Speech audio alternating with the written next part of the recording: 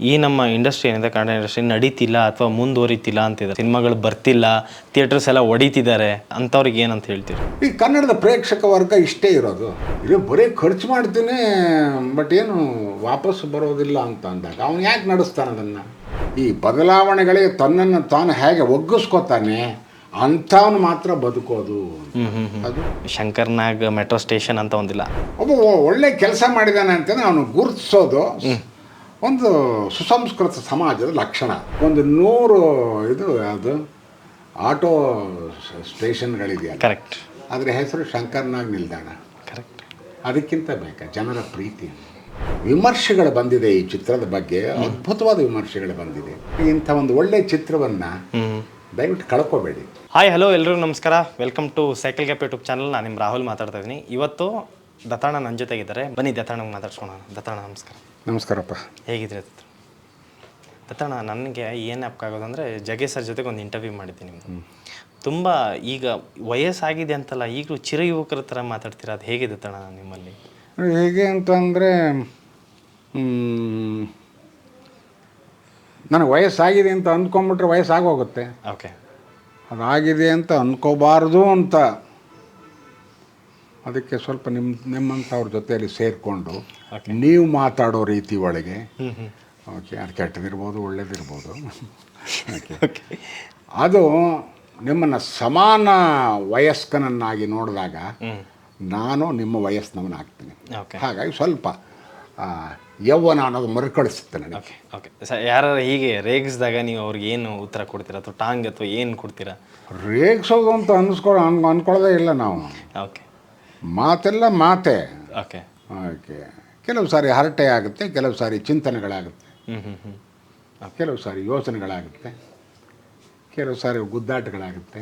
Okay, okay. ಗೊತ್ತಣ್ಣ, ಈಗ ಒಬ್ಬೊಬ್ಬರ ಲೈಫಲ್ಲಿ ಗೌರ್ಮೆಂಟ್ ಕೆಲಸ ಅಂತ ಸಿಕ್ಕಾಗ ಪರ್ಮನೆಂಟ್ ಲೈಫ್ ಸೆಟ್ಲ್ ಅಂತ ಅಂದ್ಕೊಂಡ್ಬಿಡ್ತಾರೆ. ನಿಮಗೆ HAL ಕೆಲಸ ಸಿಕ್ಕಾಗ ಆ ಕೆಲಸ ಬಿಟ್ಟು ಈ ಆ್ಯಕ್ಟಿಂಗ್ ಫೀಲ್ಡಿಗೆ ಬರೋದು ಹೇಗೆ ಚಾಲೆಂಜಿಂಗ್ ಅನ್ನಿಸ್ತು? ಬರೀ HAL ಕೆಲಸ ಮಾಡಿದ್ದು ನಾನು. HAL 9 ವರ್ಷ ಅಷ್ಟೇ. ಓಕೆ. ಅದಕ್ಕೆ ಮುಂಚೆ ಯೂನಿಫಾರ್ಮ್ ಹಾಕ್ಕೊಂಡು ಏರ್ಫೋರ್ಸ್ನಲ್ಲಿ 22 ವರ್ಷ ಸರ್ವಿಸ್ ಮಾಡಿದ್ದೀನಿ. ಓಕೆ. ಎಂಜಿನಿಯರಿಂಗ್ ಅಂತ ಓದಿದ್ನಪ್ಪ. 5 ವರ್ಷ BE, 2 ವರ್ಷ ME. 7 ವರ್ಷ ನನ್ನ ಜೀವನದಲ್ಲಿ ಒಂದು ಕ್ಷೇತ್ರಕ್ಕೆ ಸಂಬಂಧಪಟ್ಟ ಓದಿ ಇದನ್ನು ಮಾಡಿದ ಮೇಲೆ ಸ್ವಲ್ಪ ಆದರೂ ಆ ಕ್ಷೇತ್ರಕ್ಕೆ ವಾಪಸ್ ಕೊಡಬೇಕಲ್ವ. ಓಕೆ. ಹಾಗಾಗಿ ಒಂದು 30 ವರ್ಷ ಅದಕ್ಕೆ ಸಂಬಂಧಪಟ್ಟ ವಿಷಯಗಳ ಬಗ್ಗೆ ಕೆಲಸ ಮಾಡಿದೆ. ಓಕೆ. ಆದರೆ ಮಿಡ್ಲ್ ಸ್ಕೂಲ್ ಲೆವೆಲಿಂದನೇ ನಾಟಕ ಮಾಡ್ಕೊಂಡು ಬರ್ತಿದ್ದೆ. ಓಕೆ. ಹಾಗಾಗಿ ಆ ನಾಟಕದ ಬಗ್ಗೆ ನಟನೆ ಬಗ್ಗೆ ಒಲವಿತ್ತು ಮೊದಲಿಂದನೇ. ಓಕೆ. ಅದಕ್ಕೆ ತಕ್ಕಂತೆ ಸ್ವಲ್ಪ ಅಕ್ಕಪಕ್ಕದವರು ಚೆನ್ನಾಗಿ ಮಾಡ್ತಾನೆ ಕಣವನು ಅಂತ ಒಂದಿಷ್ಟು ಹುರುಪು ಹುಟ್ಟಿಸ್ತಾ ಇದ್ದರು. ಹಾಗೆ ನಾನೊಬ್ಬ ಒಳ್ಳೆ ನಟ ಅಂತ ನನಗೆ ನಾನೇ ಅಂದ್ಕೊಂಡ್ಬಿಟ್ಟಿದ್ದೆ. ಓಕೆ. ಓಕೆ. ಅದು ನಿಜವೋ ಸುಳ್ಳೋ ಗೊತ್ತಿರಲಿಲ್ಲ. ಬೇರೆಯವ್ರನ್ನ ನೋಡಿದಾಗ ನಾನು ಮಾಡ್ಬೋದಲ್ಲ ಇದನ್ನು ಅಂತ ಅನ್ನಿಸ್ತಿತ್ತು. ಅಂದರೆ ಈ ಕೆಲಸ ಕಾರ್ಯಗಳಲ್ಲಿ ತೊಡಗಿಸ್ಕೊಂಡಿದ್ದರಿಂದ ಒಂದು 30 ವರ್ಷ ಏನೂ ಮಾಡೋಕ್ಕಾಗಲಿಲ್ಲ. ಓಕೆ. ಆಮೇಲೆ ಎಲ್ಲೋ ಬೇರೆ ಬೇರೆ ಬೇರೆ ಬೇರೆ ಊರುಗಳಲ್ಲಿ ತಿರುಗಾಡ್ತಾ ಇದ್ದೆ ಇಡೀ ದೇಶದಲ್ಲಿ. ಓಕೆ. ಸೊ ಇಲ್ಲಿ 1987ರಲ್ಲಿ ಬೆಂಗಳೂರಿಗೆ ಬಂದೆ ನಾನು. ಅಷ್ಟೊತ್ತಿಗೆ ಯೂನಿಫಾರ್ಮ್ ಕಳಚಿದ್ದೆ, ಸಿವಿಲಿಯನ್ ಡ್ರೆಸ್ ನಿಮ್ಮ ಥರ ಇದ್ದೆ. ಓಕೆ. ಸ್ವಲ್ಪ ಫ್ರೀಡಮ್ ಜಾಸ್ತಿ ಆಗಿತ್ತು. ಮದುವೆ ಆಗಿರಲಿಲ್ಲ, ಹೆಂಡತಿ ಇರಲಿಲ್ಲ, ಮಕ್ಕಳಿರಲಿಲ್ಲ. ಓಕೆ. ಆದ್ದರಿಂದ ಆ ಸಂಸಾರದ ಝಂಜಟ್ಗಳಿರಲಿಲ್ಲ. ಸೊ ಹೆಚ್ಚಿಗೆ ಟೈಮು ನನ್ನ ಟೈಮ್ ನನಗೆ ಸಿಗ್ತಿತ್ತು. ಓಕೆ. ಹಾಗಾಗಿ ಸ್ವಲ್ಪ ಈ ಕಡೆ ಒಲವಿದ್ದೇ ಇತ್ತು. ಸೆಳೆತ. ಓಕೆ. ಅಕ್ಕಪಕ್ಕದವ್ರು ಗೊತ್ತಿದ್ದವ್ರು ಇರ್ತಿದ್ದಲ್ಲ, ಅವ್ರು ಎಳೀತಾ ಇದ್ರು, ನಾನೇನು ಹುಡುಕೊಂಡು ಹೋಗ್ತಿರ್ಲಿಲ್ಲ. ಓಕೆ. ಫಸ್ಟು TV ಶುರುವಾಗಿಲ್ಲ, ಸಿನಿಮಾನೂ ಶುರುವಾಯಿತು, TVನೂ ಶುರುವಾಯಿತು, ನಾಟಕ ಅಂತೂ ಇದ್ದೇ ಇತ್ತು. ಒಟ್ಟೊಟ್ಟಿಗೆ ಎಲ್ಲ ನಡೀತಾ ಇತ್ತು. ಓಕೆ. ಈಗ ನೀವು ಸರ್ವಿಸ್ ಮಾಡಿದ್ದೀರಿ ಅಂತಂದರೆ ಗೌರ್ಮೆಂಟ್ ಕೆಲಸಗಳಲ್ಲಿ ಆ ಸಂಭಾವನೆ ಬರೋದಕ್ಕೂ ಈ ಕಡೆ ಆ್ಯಕ್ಟಿಂಗಲ್ಲಿ ಸಂಭಾವನೆ ಬರೋದಕ್ಕೂ ಎಷ್ಟು ವ್ಯತ್ಯಾಸ ಅನ್ನಿಸ್ತಿತ್ತು ನಿಮಗೆ? ಅದಕ್ಕೆ ವ್ಯತ್ಯಾಸ. ಅಲ್ಲಿ 10,000 ರೂಪಾಯಿ ಸಂಬಳ ಬರ್ತಿರ್ಬೇಕಾದ್ರೆ 500 ರೂಪಾಯಿಗೆ ಇಲ್ಲಿ ಪಾತ್ರ ವಹಿಸಿದ್ದಿದೆ. ನಾವೇ ಕೈಯಿಂದ ದುಡ್ಡು ಹಾಕಿ ನಾಟಕ ಪ್ರೊಡ್ಯೂಸ್ ಮಾಡಿದ್ದಿದೆ, ಓಕೆ ನಾವೇ ಕೈಯಿಂದ ದುಡ್ಡು ಹಾಕಿ ಸಿನಿಮಾ ಮಾಡಿದ ಪ್ರಸಂಗಗಳು ಇದೆ. ಓಕೆ ಈಗ ಬೇರೆ ಬೇರೆ ಕಾಲಘಟ್ಟದಲ್ಲಿ ಬೇರೆ ಬೇರೆ ರೀತಿಯಲ್ಲಿ ಉಂಟು. ಇವತ್ತಿನ ಇದರೊಳಗೆ ನನಗೆ ಒಂದು ಗೌರ್ಮೆಂಟ್ ಪೆನ್ಷನ್ ಬರುತ್ತೆ, ಓಕೆ ಅದಕ್ಕಿಂತ ಹೆಚ್ಚಾಗಿ ಸಿನಿಮಾದಲ್ಲಿ ಪಾತ್ರ ವಹಿಸಿದ್ರೆ ಒಂದಿಷ್ಟು ದುಡ್ಡು ಬರುತ್ತೆ. ಓಕೆ, ಈ ಪ್ರಶಸ್ತಿ ವಿಚಾರಗಳ ಲೆಕ್ಕದಲ್ಲಿ ನಿಮಗೆ ತೊಗೊಂಡು ಹಾಕಿದ್ರೆ ನಿಮ್ಮ ರಾಷ್ಟ್ರ ಪ್ರಶಸ್ತಿ ಎಲ್ಲ ಬಂದಿದೆ. ಈಗಿನ ಕಾಲಘಟ್ಟದಲ್ಲಿ ಕೆಲವರು ಪ್ರಶಸ್ತಿಗಳು ಬೇಡ ಅಂತಾರೆ, ಅಂಥವ್ರಿಗೆ ನೀವು ಏನು ಹೇಳ್ತೀರಾ? ಪ್ರಶಸ್ತಿಗಳು ಬೇಡ ಅಂತ ಹೇಳಿದವ್ರನ್ನ ಯಾರನ್ನೂ ನಾನು ನೋಡಿಲ್ಲ. ಓಕೆ ಓಕೆ, ಮನುಷ್ಯನಿಗೆ ಅವು ಬೇಕು ಅನ್ನೋ ಒಂದು ಆಸೆ ಇದ್ದೇ ಇರುತ್ತೆ. ಓಕೆ, ಕೆಲವರು ಹೇಳಿಕೊಳ್ತಾರೆ, ಕೆಲವರು ಹೇಳ್ಕೊಳ್ಳೋದಿಲ್ಲ. ಆದರೆ ಪ್ರಶಸ್ತಿಗಾಗಿಯೇ ನಾನು ಕೆಲಸ ಮಾಡ್ತೀನಿ ಅಂತ ಯಾರು ನಿಜವಾದ ಕಲಾವಿದ ಅಥವಾ ಸಾಹಿತಿ ಅಥವಾ ಸಂಗೀತಕ್ಕೆ ಸಂಬಂಧಪಟ್ಟವರು ಅವ್ರು ಯಾರು ಅದಕ್ಕಾಗಿ ಮಾಡಲ್ಲ. ಓಕೆ ಓಕೆ, ಅದರೊಳಗೆ ಅಪಾರವಾದ ಶ್ರದ್ಧೆಯಿಂದ ತೊಡಗಿಸಿಕೊಂಡು ನಾನು ಇವತ್ತಿಗಿಂತ ನಾಳೆ, ನಾಳೆಗಿಂತ ನಾಡದ್ದು ಹೊಸ ಹೊಸ ಅನುಭವಗಳನ್ನು ಜನಕ್ಕೆ ಕೊಡಬೇಕು, ನನಗೆ ನಾನೇ ಪಡ್ಕೋಬೇಕು ಅನ್ನೋ ದೃಷ್ಟಿಯಲ್ಲಿ ಕೆಲಸ ಮಾಡ್ತಾರೆ. ಓಕೆ, ಒಬ್ಬ ನಟ ಕೂಡ ಅದೇ ರೀತಿಯಲ್ಲಿ ಆ ಪ್ರೋಸೆಸ್ನಲ್ಲಿ ಬೇರೆಯವರು ಗುರುತಿಸ್ತಾರೆ. ಓಕೆ ಓಕೆ, ಹೌದು ಇವನು ಪ್ರಶಸ್ತಿಗೆ ಯೋಗ್ಯ ಅಂತ. ಹಾಗಾಗಿ ನಮಗೆ ಪ್ರಶಸ್ತಿ ಬರುತ್ತೆ. ಪ್ರಶಸ್ತಿ ಬೇಡ ಅಂತ ಹೇಳಿದವನ್ನ ಯಾರನ್ನು ನಾನು ನೋಡಿಲ್ಲ. ಓಕೆ, ಈ ಯಾಕೆ ಪ್ರಶಸ್ತಿ ಬಗ್ಗೆ ಮಾತಾಡಿದೆ ಅಂದರೆ, ಈ ಸಿನಿಮಾ ನೀವೇನು ಮೈ ಹೀರೋ ಮಾಡಿದಿಲ್ಲ, ಒಂದು ಪ್ರಶಸ್ತಿ ಬರುವಂಥ ಸಿನಿಮಾಗಳು. ಯಾಕಂದರೆ ಇದರಲ್ಲಿ ಫಾರಿನ್ ಅವ್ರು ಆ್ಯಕ್ಟಿಂಗ್ ಮಾಡಿದೆ, ಯಾಕೆ ಕತೆ ಯಾಕೆ ತೊಗೊಂಡೋಗುತ್ತೆ ಸಿನಿಮಾಗಳದ್ದು. ಈ ಮೈ ಹೀರೋ ಕತೆ ಒಪ್ಕೋಬೇಕಾದ್ರೆ ಮೇಯ್ನ್ ಮುಖ್ಯ ಕಾರಣ ಏನು? ಇಲ್ಲ, ಈ ಚಿತ್ರಕ್ಕೆ ಸಂಬಂಧಪಟ್ಟಂತೆ ನನ್ನದೇನು ದೊಡ್ಡ ಪಾತ್ರವಲ್ಲ, ಸಣ್ಣ ಪಾತ್ರ, ಆದರೆ ಬಹಳ ಅರ್ಥಪೂರ್ಣವಾದ ಪಾತ್ರ. ನನಗೆ ಒಂದು ಎಲ್ಲೋ ದೂರದ ಮಹೇಶ್ವರನ ಜಾಗ ಮಧ್ಯಪ್ರದೇಶದಲ್ಲಿ ಇಂದೋರ್ ಹತ್ತಿರ ಇರೋವಂಥದ್ದು. ಆ ಜಾಗ ಬಹಳ ದೊಡ್ಡ ಪ್ರವಾಸೋದ್ಯಮಕ್ಕೆ ಸಂಬಂಧಪಟ್ಟ ಜಾಗ ಅಂತ ಕೇಳಿದ್ದೆ. ಓಕೆ ಓಕೆ, ನೋಡಿರಲಿಲ್ಲ. ಓಕೆ, ಸೊ ಅದೊಂದು ಕುತೂಹಲ ಇತ್ತು. ಓಕೆ, ಆಮೇಲೆ ಕನ್ನಡ ಚಿತ್ರ ಅಲ್ಲಾಗಿರಲಿಲ್ಲ, ಬೇರೆ ಮಣಿರತ್ನಂ ಮಾಡಿದಾರಂತೆ, ಹಿಂದಿ ಚಿತ್ರಗಳು ಆಗ್ತಾ ಇರುತ್ತೆ ಅಲ್ಲಿ ಅಂತ ಕೇಳಿದ್ದೀನಿ. ಓಕೆ, ಬಟ್ ಹೋಗಿದ್ದು ಭಾಳ ಸಂತೋಷ ಆಗೋಯ್ತು. ಯಾಕೆಂದರೆ ನಿಜವಾಗಿಯೂ ಮನಸ್ಸನ್ನು ಹಿಗ್ಗಿಸುವಂಥ ಲೊಕೇಶನ್ ಅದು. ಓಕೆ, ಒಂದು ಕಡೆ ದೊಡ್ಡ ನರ್ಮದಾ ನದಿ, ಅದೇನು ನಮ್ಮ ಈ ಸಣ್ಣ ಪುಟ್ಟ ನದಿ ತೊರೆಗಳಿದ್ದಂಗಲ್ಲ. ಓಕೆ, ದೊಡ್ಡ ನದಿ, ಇಲ್ಲಿಂದ ಅಲ್ಲಿ 2 ಕಿಲೋಮೀಟ್ರ್ ಅಗಲ ಇರುತ್ತೆ. ಓಕೆ ಓಕೆ, ಈ ಕಡೆ ದೊಡ್ಡ ಫೋರ್ಟ್, ಓಕೆ, ಹಳೆ ಕಾಲದ್ದು. ಫೋಟೋ. ಅದರ ಮಧ್ಯೆ ನಾನು ಕೂತಿರ್ತೀನಿ, ಮನುಷ್ಯ ಬಹಳ ಕುಬ್ಜನಾಗಿ ಕಾಣಿಸ್ತಾನೆ. ಓಕೆ ಓಕೆ, ಆ ಪ್ರಕೃತಿಯ ಮಧ್ಯೆ ನಾನು ಕೂತಿರ್ತೀನಲ್ಲ, ನಾನು ಮುಖ್ಯ ಆಗಲ್ಲ. ಕರೆಕ್ಟ್, ಅದು ಜಗತ್ ಸೃಷ್ಟಿ ಏನಿದೆ ಅದು ಮುಖ್ಯವಾಗುತ್ತೆ. ಓಕೆ, ತತ್ರ ಪ್ರತಿ ಸಿನಿಮಾದಲ್ಲಿ ನಿಮ್ಗಂತಲೇ ಒಂದು ಡೈಲಾಗ್ಗಳು ಚೆನ್ನಾಗಿರ್ತವೆ. ಈ ಸಿನಿಮಾದಲ್ಲಿ ಆ ಥರದ್ದು ಯಾವ್ದಾರು ನಿಮಗೆ ಡೈಲಾಗ್ಸ್ ಯಾವ್ದಾರು? ಎಸ್, ನನ್ನ ಪಾತ್ರ ಇರೋದೇ ನಮ್ಮ ಧರ್ಮಕ್ಕೆ ಸಂಬಂಧಪಟ್ಟ ವಿಷಯದ ಪ್ರತಿಪಾದನೆ. ಓಕೆ, ಧರ್ಮ ಅಂದರೆ ಏನು, ನಮ್ಮ ಧರ್ಮ ಅದರ ವೈಶಿಷ್ಟ್ಯ ಏನು, ಅದರ ಬಲ ಏನು, ಶಕ್ತಿ ಏನು, ಅದರ ಬಗ್ಗೆ ಒಂದಿಷ್ಟು ವ್ಯಾಖ್ಯಾನ ಇದೆ. ಅದು ನನಗೆ ಯಾತಕ್ಕೆ ಪ್ರಿಯವಾಗುತ್ತೆ ಅಂತ ಅಂದರೆ, ನಮ್ಮ ಸಮಾಜದಲ್ಲಿ ಇವತ್ತಿನ ಸಮಾಜದಲ್ಲಿ ಅಟ್ಲೀಸ್ಟ್ ಪ್ರತಿಯೊಂದು ಧರ್ಮದ ಬಗ್ಗೆಯೂ ಅದರ ಬೇಸಿಕ್ ಅಂತ ಏನಿದೆಯಲ್ಲ, ಅದರ ನೆಲೆ, ಅದನ್ನು ಮರೆತು ಬಿಟ್ಟಿದ್ದೀವಿ ನಾವು. ಕರೆಕ್ಟ್. ಓಕೆ, ಅದರ ಸುತ್ತಮುತ್ತ ಇರೋ ಪ್ರಭಾವಳಿ ಮತ್ತು ಆಚರಣೆಗಳು ಅದಕ್ಕೆ ಮಾರು ಹೋಗಿ ಅನೇಕ ತಪ್ಪುಗಳ ಅಭಿಪ್ರಾಯಗಳನ್ನು ಪಡ್ಕೊಂಡ್ಬಿಟ್ಟಿದ್ದೀವಿ. ಓಕೆ ಓಕೆ, ಅದು ಎಲ್ಲ ಧರ್ಮಗಳಲ್ಲೂ ಆಗೋಗಿರುವಂಥ ಸಮಸ್ಯೆ. ಓಕೆ, ಇಲ್ಲಿ ಆ ಒಂದು ತಪ್ಪು ಕಲ್ಪನೆಗಳನ್ನು ಸರಿಪಡಿಸುವ ಒಂದು ಪಾತ್ರ ಕೂಡ ಆಗಿದೆ ನಂದು. Okay okay. ಹಾಗಾಗಿ ಸಂತೋಷ ಆಯಿತು. ದತ್ತಣ್ಣ ನೀವು ಹೇಳ್ತಾ ಇದ್ರಿ ಈ ಧರ್ಮಗಳ ಬಗ್ಗೆ ಅಂತ. ಈ ಧರ್ಮ ಜಾತಿ ಅದ್ರ ರಿಲೇಟೆಡ್ಗೆ ಒಂದು ಸಿನಿಮಾ ಬಂದರೆ ಅದಕ್ಕೆ ಏನಾದ್ರು ಒಂದು ಕುಗ್ಗಿದ್ದೇ ಇರುತ್ತೆ. ನಿಮ್ಮ ಪ್ರಕಾರ ಏನಂತ ಹೇಳ್ತೀರಾ? ಇಲ್ಲಿ ಹೇಳ್ತೀನಿ, ನಮ್ಮ ಸಮಾಜ ಇದೆಯಲ್ಲ, ಓಕೆ, ಸಾಮಾನ್ಯ ಒಂದು ಸಮಾಜ ಡಾರ್ವಿನ್ ಹೇಳಿದ ರೀತಿ ಒಳಗೆ ಬೆಳಕೊಂಡು ಹೋಗಬೇಕು. ಓಕೆ, ಬೆಳವಣಿಗೆ ಅಂದ್ರೇನು? ನಾವು ಅರಳಬೇಕು. ಓಕೆ, ನಮ್ಮ ಯೋಚನಾ ಕ್ರಮಗಳು ಓಕೆ ವಿಶಾಲವಾಗಬೇಕು. ಆವಾಗ ನಾವಿರುವಂಥ ಸಮಾಜ ಕೂಡ ಆ ರೀತಿ ಬೆಳ್ಕೊಂಡು ಹೋಗುತ್ತೆ. ಓಕೆ. ಭಾಳ ದುರದೃಷ್ಟಕರ ಸಂಗತಿ ಅಂತಂದರೆ ನಾವು ಈ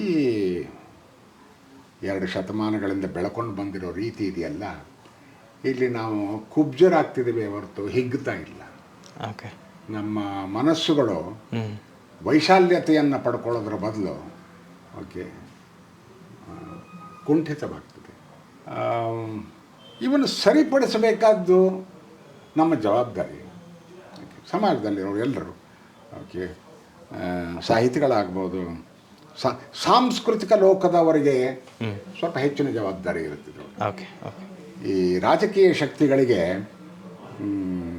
ನಮ್ಮಷ್ಟು ಫ್ರೀಡಮ್ ಇರಲ್ಲ. ಓಕೆ. ಅವರು ಇಲ್ಲ ಪಾರ್ಟಿಗೆ ಸೀಮಿತರಾಗ್ತಾರೆ, ಇಲ್ಲ ತಮ್ಮ ಸ್ವಾರ್ಥಕ್ಕೆ ಸೀಮಿತರಾಗ್ತಾರೆ. ಹಾಗಾಗಿ ಅವರು ನಮ್ಮಷ್ಟು ಒಬ್ಬ ಕಲಾವಿದನ ಅಥವಾ ಸಾಂಸ್ಕೃತಿಕ ಜವಾಬ್ದಾರಿ ಇರುವಂಥ ಮನುಷ್ಯನಿಗೆ ಇರುವಷ್ಟು ಫ್ರೀಡಮ್ಮು ಅವ್ರಿಗಿರಲ್ಲ. Okay okay. ಸೊ ಆದ್ದರಿಂದ ನಾವು ನಮ್ಮ ಜವಾಬ್ದಾರಿ ಸ್ವಲ್ಪ ಹಿರಿತನದ ಜವಾಬ್ದಾರಿ. ಅದಕ್ಕೋಸ್ಕರವೇ ಒಬ್ಬ ಸಾಂಸ್ಕೃತಿಕ ಕ್ಷೇತ್ರದಲ್ಲಿರೋ ಒಬ್ಬ ಒಂದು ಸಣ್ಣ ಗುಂಪು ಅಂತ ಹೇಳೋದು ತಪ್ಪದು, ಒಂದು ಗ್ರೂಪ್ ಅಂತೀನಿ. ಅದು ಗ್ರೂಪ್ ಸರಿಯಾದ ಪದ ಬರ್ತಿಲ್ಲ ನನ್ನ ಬಾಯಿಗೆ. ಅದು ಭಾಳ ಸಣ್ಣ ಗ್ರೂಪ್ ಅಂತ ಇಟ್ಕೊಳ್ಳಿ. Okay okay okay. ಒಂದು 100 ಜನ ಇರ್ಬೋದು. ಆದರೆ ಆ 100 ಜನದ ಒಟ್ಟು ಕೂಡಿಕೊಂಡು ಒಂದು ಸರ್ಕಾರ ಮಾಡ್ತಾ ಇರೋ ತಪ್ಪನ್ನು ಈ 100 ಜನದ ಬಾಯಿನಲ್ಲಿ ಬಂದಾಗ ಅದಕ್ಕೆ ಎಷ್ಟು ಶಕ್ತಿ ಇರುತ್ತೆ ಅಂತ ಅಂದರೆ ಸರ್ಕಾರ ತಲೆಬಾಗುತ್ತದೆ. Okay okay okay. ಅದು ಸಾಂಸ್ಕೃತಿಕ ಕ್ಷೇತ್ರದ ಶಕ್ತಿ ಅದು. Okay okay. ದತ್ತಣ್ಣ, ಈಗಿನ ಪೀಳಿಗೆಗಳಿಗೆ ಈಗ ಲಿವಿಂಗ್ ಟುಗೆದರ್ ಮಾಡ್ತಾರೆ, ಮದುವೆನೇ ಆಗಲ್ಲ, ಜವಾಬ್ದಾರಿಗಳು ತಗೊಳ್ಳಲ್ಲ, ಅಂಥವ್ರಿಗೆ ನಿಮ್ಮ ಒಂದು ನಾನು ಹೆಂಗಪ್ಪ ಹೇಳಲಿ? ನಾನೇನಾದ್ರು ಹೇಳಿದ್ರೆ ವಾಪಸ್ ನನಗೆ ತಿರುಗಿ ಇಟ್ಟು ಬರುತ್ತೆ.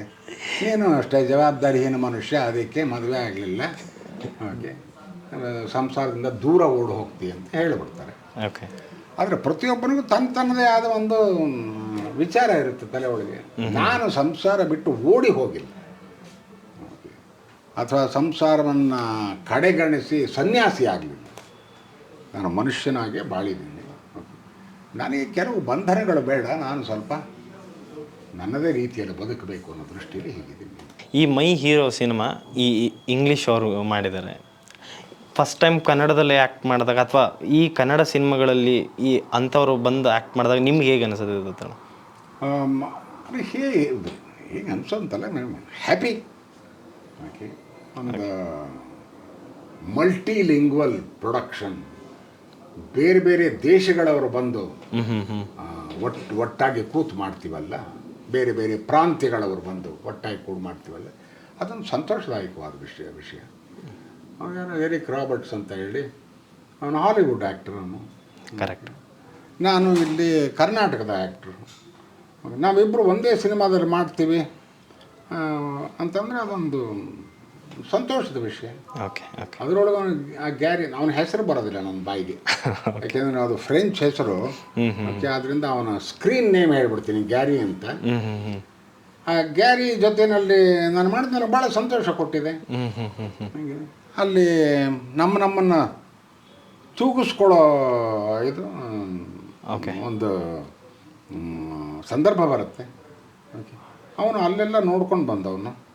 ಸೊ ಅವನು ಹೇಗೆ ಮಾಡ್ತಾನೆ, ಓಕೆ, ನಾನು ಯಾವುದನ್ನು ನೋಡದೇ ಇರೋನು ನಾನು ಹೇಗೆ ಮಾಡ್ತೀನಿ, ಓಕೆ ಕಣ್ಣವ್ರು ಎರಡೂ ಕಣ್ಣೆದುರಿಗೆ ಬರುತ್ತೆ ಅಲ್ಲಿ, ನೋಡ್ತೀವಿ. ಓಕೆ ಇವೆಲ್ಲ ಒಳ್ಳೆಯ ಅನುಭವಗಳು. ಓಕೆ ಉತ್ತರಣ, ನೀವು ಚಿತ್ರರಂಗದಲ್ಲಿ ಇಷ್ಟು ವರ್ಷ ಆಯ್ತೀರಾ, ನೀವು ಏಳು ಬೀಳುಗಳು ಎಲ್ಲ ನೋಡ್ಕೊಂಬಂದಿದ್ದೀರಾ.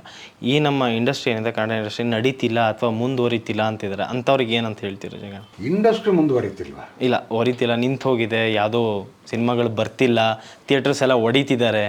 ಅದು ಸತ್ಯ. ಈಗ ಇಲ್ಲೊಂದು ಇದು ಇದೆಯಪ್ಪ, ಇಲ್ಲೊಂದು ಬೀರು ಇದೆ. ಈ ಬೀರನ್ನ ಯಾತಕ್ಕೆ ಉಪಯೋಗಿಸ್ತಿದ್ದೀರಿ ನೀವು? ನಿಮ್ಮ ಇದನ್ನು ಅಂತ ಸರಕುಗಳನ್ನು ಇಟ್ಕೊಳ್ಳೋಕ್ಕೆ, ಸೇಫಾಗಿ ಇಟ್ಕೊಳ್ಳೋದು. ಅದರಿಂದ ಏನು ನಿಮ್ಗೆ ದುಡ್ಡಿಲ್ಲ, ಕಾಸಿಲ್ಲ, ಇದಿಲ್ಲ. ಅವನು ಯಾರೋ ಇನ್ನೊಬ್ಬ ಬಂದು ಅದನ್ನೇ ಯಾರು ಕಿತ್ತು ಬಿಸಾಕಿರಿ, ಹಳೆ ಬಟ್ಟೆಗಳನ್ನೆಲ್ಲ ಯಾಕಿಲ್ಲಿ ಇಟ್ಕೊಂಡು ಸಾಯ್ತಿದ್ದೀರಿ ಅಂತ ನಾನು ಖಾಲಿ ಮಾಡಿ ಅದನ್ನ ಯಾವುದೋ ಒಂದು ಒಳ್ಳೆ ಇದಕ್ಕೆ ಬೆಳ್ಳಿ ಬಂಗಾರ ಅದನ್ನೆಲ್ಲ ಇಟ್ಟು ಇದನ್ನು ಮಾಡಿ ಇಲ್ಲಿ ಇಡೀ ನೀವು, ಓಕೆ ನನಗೆ 5 ರೂಪಾಯಿ ಕೊಡಿ, ನಿಮಗೆ ಬೇಕಾದಾಗ ವಾಪಸ್ ಕೊಡ್ತೀನಿ ಅಂತಂದರೆ ಇಟ್ ಬಿಕಮ್ಸ್ ಪ್ರೊಡಕ್ಟಿವ್. ಕರೆಕ್ಟ್. ಹಾಗೇನೆ ಹಳೆ ಸಿನಿಮಾ ಮಂದಿರಗಳಿತ್ತು. ಆ ಹಳೆ ಚಿತ್ರಮಂದಿರಗಳು ಸ್ವಲ್ಪ ಶಿಥಿಲಾವಸ್ಥೆಗೆ ಬರ್ತಾ ಇತ್ತು. ಓಕೆ, ಅದನ್ನು ಚೆನ್ನಾಗಿ ನೋಡ್ಕೋಬೇಕು ಅಂತಂದರೆ ಜನ ಸಪೋರ್ಟ್ ಮಾಡಬೇಕು. ಹೌದು. ಒಂದು ಸಿನಿಮಾ ಬಂತು ಅಂತಂದರೆ 500 ಸೀಟ್ ಇದ್ದರೆ 500 ಸೀಟ್ ಭರ್ತಿ ಆಗಬೇಕು. ಆವಾಗ ಅವನು ಆ AC ಹಾಕಿದರೆ ಅದರ ದುಡ್ಡು ಅವನಿಗೆ ವಾಪಸ್ ಬರುತ್ತೆ. ಓಕೆ, ಇದು ಬರೀ ಖರ್ಚು ಮಾಡ್ತೀನಿ ಬಟ್ ಏನು ವಾಪಸ್ ಬರೋದಿಲ್ಲ ಅಂತ ಅಂದಾಗ ಅವನು ಯಾಕೆ ನಡೆಸ್ತಾನೆ ಅದನ್ನು? ಹಾಗಾಗಿ ಅದನ್ನು ಮಾರ್ಪಾಡು ಮಾಡೋಕ್ಕೆ ಶುರು ಮಾಡಿದರು. ಅವೆಲ್ಲ ವಾಣಿಜ್ಯ ಸಂಕೀರ್ಣಗಳಾಗಕ್ಕೆ ಶುರುವಾದವು. ಆ ವಾಣಿಜ್ಯ ಸಂಕೀರ್ಣದಲ್ಲಿ 1, 2, 4 ಸ್ಕ್ರೀನ್ ಹಾಕಿ ಮಾಲ್ ಅಂತ ಅಂದರು, ಮಲ್ಟಿಪ್ಲೆಕ್ಸ್ ಅಂತ ಅಂದರು. ಬದಲಾವಣೆ ಜಗತ್ತು ನಿಂತ ನೀರಲ್ಲ. ಬದಲಾವಣೆ ಅನ್ನೋದು ಅನಿವಾರ್ಯ. ಒಂದೊಂದು ದಿವಸಕ್ಕೂ ಬದಲಾವಣೆಗಳಾಗ್ತಾ ಇರುತ್ತೆ. ಇತ್ತೀಚಿನ ದಿನಗಳಲ್ಲಿ ಆ ಬದಲಾವಣೆಗಳು ಶೀಘ್ರವಾಗಿ ಆಗ್ತಾ ಇದೆ. ಆ ಬದಲಾವಣೆಗಳಿಗೆ ನಾವು ನಮ್ಮನ್ನು ಇದನ್ನು ಮಾಡ್ಕೋಬೇಕು, ಒಗ್ಗಿಸ್ಕೋಬೇಕು. ಇಲ್ಲದೆ ಹೋದ್ರೆ ಬದುಕೋಕ್ಕಾಗಲ್ಲ. ನನ್ನ ಡಾರ್ವಿನಿಯನ್ ಥಿಯರಿನೇ ಅದು. ಯಾರು ಬಹಳ ಶಕ್ತಿಶಾಲಿಯಾಗಿರೋರು ಜಗತ್ತಿನಲ್ಲಿ ಮುಂದುವರಿತಾರೆ, ಬಾಕಿಯವರೆಲ್ಲ ಮಧ್ಯೆ ಸತ್ತೋಗ್ಬಿಡ್ತಾರೆ ಅಂತ ಅಂದಿದ್ದ ಒಂದು ಕಾಲ ಇತ್ತು. ಅವನು ಹೇಳ್ದ ಇಲ್ಲ, ಜಗತ್ತಿನಲ್ಲಿ ಕಡೆಯವರೆಗೂ ಉಳಿಯೋದು ಯಾರು ಅಂತಂದರೆ ಅಡ್ಯಾಪ್ಟಬಿಲಿಟಿ ಟು ಚೇಂಜ್. ಈ ಬದಲಾವಣೆಗಳಿಗೆ ತನ್ನನ್ನು ತಾನು ಹೇಗೆ ಒಗ್ಗಿಸ್ಕೋತಾನೆ ಅಂಥವನು ಮಾತ್ರ ಬದುಕೋದು. ಅದು ಕಣ್ಣೆದುರು ಕಾಣಿಸ್ತಾ ಇದೆ. ಹಾಗೇನೆ ಇದು ಕೂಡ, ಈ ಕ್ಷೇತ್ರ ಕೂಡ.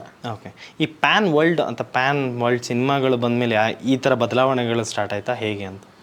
ಇಲ್ಲ, ಇದು ಪ್ಯಾನ್ ವರ್ಲ್ಡ್ ಬಂತು, ಪ್ಯಾನ್ ಇಂಡಿಯಾ ಬಂತು, ಅದಕ್ಕೋಸ್ಕರ ಬದಲಾವಣೆ ಅಂತಲ್ಲ. ಅದೊಂದು ಹೊಸ ಎಕ್ಸ್ಪೆರಿಮೆಂಟ್, ಪ್ರಯೋಗ. ಈ ಕನ್ನಡದ ಪ್ರೇಕ್ಷಕ ವರ್ಗ ಇಷ್ಟೇ ಇರೋದು.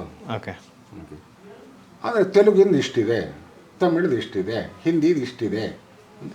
ಕೆಲವರು ಯೋಚನೆ ಮಾಡಿದ್ರಲ್ಲೇ ನಾನು ಯಾಕೆ ಎಲ್ಲರನ್ನೂ ಒಟ್ಟಿಗೆ ತಲುಪಬಾರದು? ಅಲ್ಲೊಂದು ಪ್ಯಾನ್ ಇಂಡಿಯಾ ಅಂತ ಕಾನ್ಸೆಪ್ಟ್ ಬಂತು. ಪ್ಯಾನ್ ಇಂಡಿಯಾ ಮುಂಚೆನೇ ಇತ್ತು, ಅದು ಬರೀ ಡಬ್ಬಿಂಗ್ ರೀತಿಯಲ್ಲಿ ಇತ್ತು. ನನ್ನ ಚಿತ್ರ ನನ್ನ ಭಾಷೆಯಲ್ಲಿ ಮಾಡ್ತೀನಿ, ನಾನು ಡಬ್ ಮಾಡಿ ಹಿಂದಿಗೆ ಕಳಿಸ್ತೀನಿ, ಇದು ಮಾಡಿ. ಇವಾಗಿಲ್ಲ, ಅದನ್ನು ಸ್ವಲ್ಪ ಇನ್ನೂ ಹತ್ತಿರಕ್ಕೆ ತರ್ತೀವಿ ಅಂತ ಅಂದು ಅಲ್ಲಿಯೋ ಒಬ್ಬ ಹೀರೋ, ಇಲ್ಲಿಯೋ ಒಬ್ಬ ಹೀರೋ, ಓಕೆ, ಅವ್ರನ್ನೆಲ್ಲ ಒಟ್ಟುಗೂಡಿಸಿ ಒಂದು ಕಥೆ ಹೇಳಕ್ಕೆ ಶುರು ಮಾಡಿದರು ಚಿತ್ರಗಳಲ್ಲಿ. ಅದನ್ನು ಪ್ಯಾನ್ ಇಂಡಿಯಾ ಅಂದರು, ಪ್ಯಾನ್ ವರ್ಲ್ಡ್ ಅಂದರು. ಇದು ಒಂದು ಬದಲಾವಣೆ. ಜನ ಒಗ್ಗಿಕೊಂಡಿದ್ದಾರೆ ಅದಕ್ಕೆ. ಸರ್, ಇನ್ನೊಂದು ಏನಿದೆ ಅಂದರೆ ಶಂಕರ್ ನಾಗ್ ಸರು ಜಪಾನಿಂದ ನಮ್ಮ ಮೆಟ್ರೋ ಅಂತ ಏನಿದೆ ನಮ್ಮ ಬೆಂಗಳೂರಲ್ಲಿ, ಅದನ್ನು ಅಂದರೆ ಮ್ಯಾಪೆಲ್ಲ ಅವರೇ ಮಾಡ್ಕೊಂಬಂದಿದ್ದು. ಅವ್ರಿಗಂತಲೇ ಪರ್ಟಿಕ್ಯುಲರ್ ಆಗಿ ಒಂದು ಸ್ಟೇಷನ್ ಅನ್ನೋದಿಲ್ಲ, ಶಂಕರ್ ನಾಗ್ ಮೆಟ್ರೋ ಸ್ಟೇಷನ್ ಅಂತ ಒಂದಿಲ್ಲ. ಈ ಒಂದು ನಿಲುವಿಗೆ ಏನು ಹೇಳ್ತೀರಾ ಸರ್? ಇವನ್ನೆಲ್ಲ ನಾನು ಹೇಳೋಕ್ಕಾಗ್ತೇನಪ್ಪ? ಇಲ್ಲ, ನಿಮ್ಮ ಪ್ರಕಾರ ಹೇಳೋದಾದರೆ. ಅಲ್ರಿ, ಅದನ್ನು ಮಾಡೋರು ಬೇರೆ ವರ್ಗ, ಸಾಂಸ್ಕೃತಿಕ ವರ್ಗದವರಲ್ಲ ಅದನ್ನು ಮಾಡೋದು. ಒಬ್ಬ ಒಳ್ಳೆ ಕೆಲಸ ಮಾಡಿದ್ದಾನೆ ಅಂತಂದರೆ ಅವನು ಗುರುತಿಸೋದು ಒಂದು ಸುಸಂಸ್ಕೃತ ಸಮಾಜದ ಲಕ್ಷಣ ಅದು. ಆ ಸುಸಂಸ್ಕೃತ ಸಮಾಜವನ್ನು ನಡೆಸ್ತಾ ಇರೋರು ಯಾರು? ಒಂದು BBMP, ಒಂದು ಸರ್ಕಾರ, ಒಂದು ಇನ್ಯಾವುದೋ ಇದು. ಅದು ಅವ್ರ ಗಮನಕ್ಕೆ ಬರಬೇಕು. ಆ್ಯಕ್ಚುಲಿ ಅವ್ರು ಬಂತೋ ಬಿಡ್ತೋ ಶಂಕರ್ನಾಗ್ ಹೆಸರು ಇವತ್ತು ಇರೋದು ಯಾತಕ್ಕೆ ಹೇಳಿ ನೋಡೋಣ. ಅವ್ರ ಸಿನಿಮಾಗಳ ಪ್ಯಾಷನೇಟ್. ಒಂದು ಸಿನಿಮಾಗಳದ ನೀವು ಯಾವುದು ಒಂದು 100 ಇದು ಯಾವುದು ಆಟೋ ಸ್ಟೇಷನ್ಗಳಿದೆಯಲ್ಲ, ಕರೆಕ್ಟ್. ಅದರ ಹೆಸರು ಶಂಕರ್ನಾಗ್ ನಿಲ್ದಾಣ. ಕರೆಕ್ಟ್. ಅದಕ್ಕಿಂತ ಬೇಕಾ ಜನರ ಪ್ರೀತಿ. ಅವ್ನು ಮಾಡಿದ್ದು ಯಾವುದೊಂದು ಆಟೋ ರಾಜ ಅಂತಾನೆ ಅದೊಂದು ಮಾಡಿದ್ದು. ಆಟೋ ರಾಜ ಜನರ ಅವರ ಆ ಜನಗಳ ಹೃದಯಕ್ಕೆ ಸಮೀಪ ಆಗ್ಬಿಟ್ರು. ಓಕೆ ಸರ್, ಈಗಿನ ಹೀರೋಗಳು ತೊಗೊಳಕ್ಕೆ ಹೋದರೆ ದರ್ಶನ್ ಸರ್ ಆಗಿರ್ಬೋದು, ಸುದೀಪ್ ಸರ್ ಆಗಿರ್ಬೋದು, ಯಶ್ ಆಗಿರ್ಬೋದು, 2 ವರ್ಷಕ್ಕೊಂದು ಸಿನಿಮಾ, 1 ವರ್ಷಕ್ಕೊಂದು ಸಿನಿಮಾ, ಆ ಥರ ಎಲ್ಲ ಮಾಡ್ಕೊ. ಈಗ ಹಳೆ ನಟರು ತೊಗೊಳಕ್ಕೆ ಹೋದರೆ 1 ವರ್ಷದಲ್ಲಿ ಒಂದು 8-10 ಸಿನಿಮಾಗಳು ಮಾಡ್ತಾಯಿದ್ರು. ಆ ಥರ ತೊಗೊಳಕ್ಕೆ ಹೋದರೆ ಡಿಫ್ರೆನ್ಷಿಯೇಟ್ ಯಾಕಂತ ಸರ್ ನಿಮ್ಮ ಪ್ರಕಾರ? ಬಾಹುಬಲಿ ಅಂತ ಒಂದು ಸಿನಿಮಾ ಬಂತು. ಅದು 3 ತಿಂಗಳಲ್ಲಿ ಮಾಡೋಕ್ಕಾಗುತ್ತಾ? ಇಲ್ಲ, 6 ತಿಂಗಳು ಸೆಟ್ ಹಾಕಕ್ಕೆ ಬೇಕಲ್ವಾ? ಕರೆಕ್ಟ್. ಸೊ 6 ತಿಂಗಳು ಸೆಟ್ ಹಾಕಿದ ಮೇಲೆ ಇನ್ನು 6 ತಿಂಗಳು ಸಿನಿಮಾ ಶೂಟಿಂಗ್ ಮಾಡಬೇಕಲ್ವಾ? ಓಕೆ. ಅದು ಹೆಂಗಾಗುತ್ತೆ 3 ತಿಂಗಳಿಗೊಂದು ಸಿನಿಮಾ ಮಾಡೋಕ್ಕೆ? ಆ ಥರದ ಸಿನಿಮಾ ಮಾಡಬೇಕು ಅಂದರೆ ಆಗಲ್ಲ. ಓಕೆ. ಆಗದೆ ಇರೋದನ್ನ ಯಾಕೆ ಬಯಸಬೇಕು? ಕ್ಲಾರಿಟಿ. ಅಥವಾ ಅವನು ಇಲ್ಲ ಪರವಾಗಿಲ್ಲ, ನೀನು ಹೆಂಗೋ ಬಂದು 6 ದಿವಸದಲ್ಲಿ ನೀನು ಇದನ್ನು ಮುಗಿಸ್ಬಿಡು ಅಂತ ಅಂದರೆ ಆ ಪ್ರಾಡಕ್ಟು ಹಾಗೆ ಇರುತ್ತೆ. ಓಕೆ. ಹಾಗೆ ಎಕ್ಸ್ಪೆಕ್ಟ್ ಮಾಡೋದು ತಪ್ಪದು. ಯಾವುದೋ ಕೆಲವು ದೊಡ್ಡ ಪೌರಾಣಿಕ ಚಿತ್ರ ಮಾಡಬೇಕು ಅಂತ ಅಂದರೆ 3 ವರ್ಷ ಆಗ್ಬೋದು. ಅಷ್ಟು ಸಮಯ ಅದಕ್ಕೆ ಕೊಡಬೇಕು. ಓಕೆ. KGF ಮಾಡೋದಕ್ಕೂ 2 ವರ್ಷನೋ 2 ವರ್ಷ ತೊಗೊಂಡು ಆಯ್ತದು. ಅದು ತಪ್ಪೇನಿಲ್ಲ. ಆಮೇಲೆ ಅವನ ಮೇಲೆ ಹೇರಿಕೆ ಆಗಬಾರ್ದು. ಅದು 2 ಸಿನಿಮಾ ಮಾಡೋಕ್ಕೂ 8 ವರ್ಷ ತೊಗೊಂಡ್ರು ಸರ್. 3 ತಿಂಗಳಿಗೊಂದು ಸಿನಿಮಾ ಕೊಡಲೇಬೇಕು ಅಂತ ಅಂದರೆ ಅವನು ಕ್ರಿಯೇಟಿವ್ ಇದು ತಲೆ ಕೆಟ್ಟೋಗುತ್ತೆ ಅಷ್ಟೇ.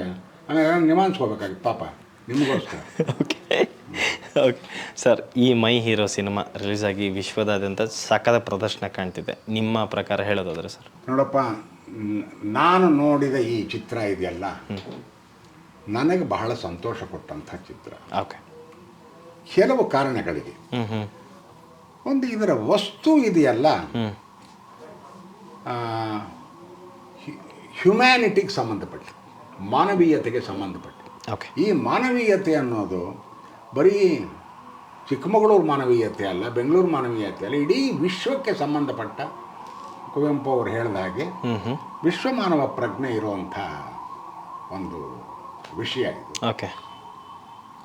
ಹಾಗಾಗಿ ಆ ಮಾನವೀಯತೆಯನ್ನು ಒಂದು ಸೆಂಟ್ರಲ್ ವಿಷಯವಾಗಿ ಇಟ್ಟುಕೊಂಡು ಇದನ್ನು ಹೆಣೆದಿದ್ದಾರೆ. ಓಕೆ. ಇದರೊಳಗೆ 2 ಲೈವ್ ಸಿಚುಯೇಷನ್ಸ್, ಕಣ್ಣಾರೆ ಕಂಡಿದ್ದು ಅಥವಾ ಕಿವಿಯಾರೆ ಕೇಳಿದ್ದು. ಓಕೆ. ಅವೆರಡನ್ನ ಬೇರೆ ಬೇರೆ ಸಂದರ್ಭಗಳಲ್ಲಾಗಿದ್ದು ಅವೆರಡನ್ನ ಬ್ಲೆಂಡ್ ಮಾಡಿದ್ದಾರೆ. ಓಕೆ. ಹಾಗಾಗಿ ಅಲ್ಲಿ ಮಾನವೀಯ ದೃಷ್ಟಿಯನ್ನು ಪ್ರತಿಪಾದನೆ ಮಾಡೋದಕ್ಕೆ ಅವಕಾಶ ಆಗಿದೆ. ಸಮಾಜದಲ್ಲಿರುವ ತಪ್ಪುಗಳನ್ನು ಎತ್ತಿ ಹಿಡಿಯುವಂಥ ಪ್ರಯತ್ನ ಸಾಧ್ಯವಾಗಿದೆ ಇಲ್ಲಿ. ಹಾಗಾಗಿ ಈ ಚಿತ್ರ ನೋಡೋವನಿಗೆ ಒಂದು ಅನುಭವ ಸಿಗುತ್ತಲ್ಲ, ಆ ಅನುಭವ ಬರೀ ಸಿನಿಮಾ ನೋಡಿದ ಅನುಭವ ಅಥವಾ ಎಂಟರ್ಟೈನ್ಮೆಂಟ್ ಅನುಭವ ಅಷ್ಟಕ್ಕೆ ಸೀಮಿತವಾಗಲ್ಲ. ನಿನ್ನನ್ನು ಸಮಾಜದ ಒಬ್ಬ ಚಿಂತಕನಾಗಿ, ಓಕೆ, ಸಮಾಜವನ್ನು ನೋಡೋ ದೃಷ್ಟಿಯನ್ನು ಓಕೆ ಓಕೆ ಸ್ವಲ್ಪ ಬೆಳೆಸ್ಕೊಂಡು ನಿನ್ನ ಒಳಗಿನ ಮನುಷ್ಯತ್ವ ಅಂತ ಇದೆ ಅದನ್ನೊಂದಿಷ್ಟು ಅರಳೋದಕ್ಕೆ ಅವಕಾಶ ಮಾಡಿಕೊಡುತ್ತೆ. ಓಕೆ. ಹಾಗಾಗಿ ಸಮಾಜದ ಹಿತದೃಷ್ಟಿಯಿಂದ ಇಂತಹ ಚಿತ್ರಗಳು ಅನುಕೂಲ ಮಾಡಿಕೊಡುತ್ತೆ. ಓಕೆ. ಈ ಈ ಚಲನಚಿತ್ರ ಮೈ ಹೀರೋ ಅನೇಕರಿಗೆ ಕೆಲವರು ನನಗೆ ಹೇಳಿದ್ದು ಇದು ಇಂಗ್ಲೀಷ್ ಚಿತ್ರ ಇರಬೇಕು ಅಂತಂದರು. ಇದು ನಿಜವಾಗಿ ಇಂಗ್ಲೀಷ್ ಚಿತ್ರ ಅಲ್ಲ, ಇದು ಕನ್ನಡ ಪ್ರಜ್ಞೆಯಿಂದ ಕನ್ನಡ ನೆಲದಲ್ಲಿ ಮತ್ತು ಅದರ ಜೊತೆಯಲ್ಲಿ ಅಮೆರಿಕಾದಲ್ಲಿ ಕೆಲವು ಭಾಗ 50% ಅಲ್ಲಾಗಿದೆ, 50% ಇಲ್ಲಾಗಿದೆ, ಎರಡನ್ನೂ ಸೇರಿಸಿ ಮಾಡಿರೋದು. ಆದರೆ ಮಾಡಿರೋರು ಕನ್ನಡಿಗರು. ನಮ್ಮ ನಿರ್ದೇಶಕರು ಅವಿನಾಶ್ ವಿಜಯ್ ಕುಮಾರ್ ಪಕ್ಕಾ ಕನ್ನಡದವರು. ಆದರೆ ಅವರು ಅಮೆರಿಕದಲ್ಲಿ ಹೋಗಿ ಸಿನಿಮಾ ಅನ್ನೋ ಸಾಂಸ್ಕೃತಿಕ ಕ್ಷೇತ್ರವನ್ನು ಅಭ್ಯಾಸ ಮಾಡಿ ಬಂದವರು. ಸಿನಿಮಾ ಅಂದರೆ ಏನು ಅಂತ ಚೆನ್ನಾಗಿ ತಿಳ್ಕೊಂಡಿರೋರು. ಅವರು ಕಟ್ಟಿಕೊಟ್ಟಿರುವ ಒಂದು ಸಿನಿಮಾ. ರಿಯಲಿಸ್ಟಿಕ್ ಆಗಿರಬೇಕು ಅನ್ನೋ ದೃಷ್ಟಿ ಒಳಗೆ ಒಬ್ಬ ಅಮೆರಿಕಾದಿಂದ ಬಂದ ಅಮೆರಿಕನ್ ಪ್ರಜೆ ಅವನು ಮಾತಾಡೋದು ಅವನ ಭಾಷೆಯಲ್ಲಿ, ಇಂಗ್ಲೀಷ್ ಬಳಕೆ ಆಗಿದೆ. ನಮ್ಮ ಲೊಕೇಶನ್ ಇರೋದು ಮಧ್ಯಪ್ರದೇಶದಲ್ಲಿ, ಅಲ್ಲಿ ಅಕ್ಕಪಕ್ಕದಲ್ಲಿ ಮಾತುಗಳಿರೋದು ಹಿಂದಿ. ಸೊ ಹಾಗಾಗಿ ಕೆಲವು ಪೋರ್ಷನ್ ಹಿಂದಿ. ಆದರೆ ನಾನು ಇಲ್ಲಿಂದ ಎಲ್ಲೋ ಹೋಗಿ ಅಲ್ಲಿ ಸೆಟ್ಲ್ ಆಗಿರುವಂಥ ಮನುಷ್ಯ. ಹಾಗಾಗಿ ನನಗೆ ಕನ್ನಡವೂ ಉಂಟು, ಇಂಗ್ಲೀಷು ಉಂಟು, ಹಿಂದಿನೂ ಉಂಟು. ಓಕೆ, ಈ ರೀತಿ ಎಲ್ಲವನ್ನು ಭಾಷೆಯ ರೂಪದಲ್ಲೂ ಕೂಡ ಒಂದು ಜೋಡಣೆ ಮಾಡಿದ್ದಾರೆ. ಹಾಗಾಗಿ ಇದು ಕನ್ನಡ ಚಿತ್ರವೂ ಹೌದು, ಇಂಗ್ಲೀಷ್ ಭಾಷೆಯ ಬಳಕೆ ಉಂಟು, ಹಿಂದಿ ಭಾಷೆಯ ಬಳಕೆಯೂ ಇದೆ. ಆದರೆ ಯಾವ ಸಿನಿಮಾಗೆ ಒಂದು ಸೆಪರೇಟ್ ಭಾಷೆ ಅಂತಿದೆ. ಸಿನಿಮಾ ನೋಡಬೇಕಾದ್ರೆ ಅದೇ ಭಾಷೆ ನೋಡಿದ್ರೆ ಮಾತ್ರ ಅರ್ಥವಾಗುತ್ತೆ, ಇಲ್ಲದಿಲ್ಲ ಅಂತೇನಿಲ್ಲ. ಓಕೆ, ಸಿನಿಮಾ ಭಾಷೆಯಲ್ಲಿ ಸಿನಿಮಾವನ್ನು ನೋಡಿದಾಗ ಸಿನಿಮಾ ಚೆನ್ನಾಗೇ ಅರ್ಥವಾಗುತ್ತೆ. ಭಾಷೆ ಯಾವ್ದು ಬೇಕಾದ್ರೆ ಇರ್ಬೋದು. ಆ ರೀತಿಯಲ್ಲಿ ಇಲ್ಲಿ ಕನ್ನಡ ಪ್ರೇಕ್ಷಕರಷ್ಟೇ ಅಲ್ಲ, ತೆಲುಗಿನವರಾಗಲಿ, ತಮಿಳಿನವರಾಗಲಿ, ಮಲಯಾಳಂ ಅವರಾಗಲಿ, ಹಿಂದಿಯವರಾಗಲಿ ಎಲ್ಲರೂ ಕೂಡ ನೋಡಿ ಅರ್ಥ ಮಾಡಿಕೊಂಡು ಅನುಭವಿಸಿ ಸಂತೋಷ ಪಡ್ಬೋದು ಅಂತ ಚಿತ್ರ. ಆದ್ದರಿಂದ ಆಮೇಲೆ ಈಗಾಗಲೇ ವಿಮರ್ಶೆಗಳು ಬಂದಿದೆ ಈ ಚಿತ್ರದ ಬಗ್ಗೆ, ಅದ್ಭುತವಾದ ವಿಮರ್ಶೆಗಳು ಬಂದಿದೆ. ಹಾಗೆ ರಿವ್ಯೂಸ್ ಚೆನ್ನಾಗಿ ಹೋಗ್ತದೆ, ರಿವ್ಯೂಸ್ ಚೆನ್ನಾಗಿ ಬರ್ತದೆ, ಬಹಳ ಚೆನ್ನಾಗಿದೆ. ನಿಜವಾಗಿ ನಮ್ಮ ವಿಮರ್ಶಕರು ಹೊಸ ನುಡಿಗಟ್ಟುಗಳನ್ನು ಸೃಷ್ಟಿ ಮಾಡಿದ್ದಾರೆ ಈ ಚಿತ್ರಕ್ಕೆ ವಿಮರ್ಶೆ ಬರೀಬೇಕಾದ್ರೆ. ಆಮೇಲೆ ಅದು ಸತ್ಯ ಕೂಡ, ಅವರು ಹೇಳೋ ರೀತಿ ಇದೆಯಲ್ಲ ನಿಜವಾಗಿಯೂ ಸತ್ಯ. ಹಾಗಾಗಿ ಇಂಥ ಒಂದು ಒಳ್ಳೆಯ ಚಿತ್ರವನ್ನು ದಯವಿಟ್ಟು ಕಳ್ಕೊಬೇಡಿ. ಕನ್ನಡದ ಪ್ರೇಕ್ಷಕರು, ಬೇರೆಯ ಪ್ರೇಕ್ಷಕರು ಜೊತೆಗೆ ಹೋಗಿ ಅದನ್ನು ನೋಡಿ ಅನುಭವಿಸಿ ಸಂತೋಷ ಪಡಿ ಅಂತ ನನ್ನ ವಿನಂತಿ. ನೋಡಲ್ಲ ದತ್ತಣ್ಣದ ಎಕ್ಸ್ಕ್ಲೂಸಿವ್ ಇಂಟರ್ವ್ಯೂನ. ಪ್ಲೀಸ್ ಮೈ ಹೀರೋ ಸಿನಿಮಾ ಎಲ್ಲ ನಿಮ್ಮ ಹತ್ತಿರದ ಚಿತ್ರಮಂದಿರಗಳಲ್ಲಿ ನೋಡ್ಬೇಕಂತ ಕೇಳ್ಕೊತೀನಿ. Thank you.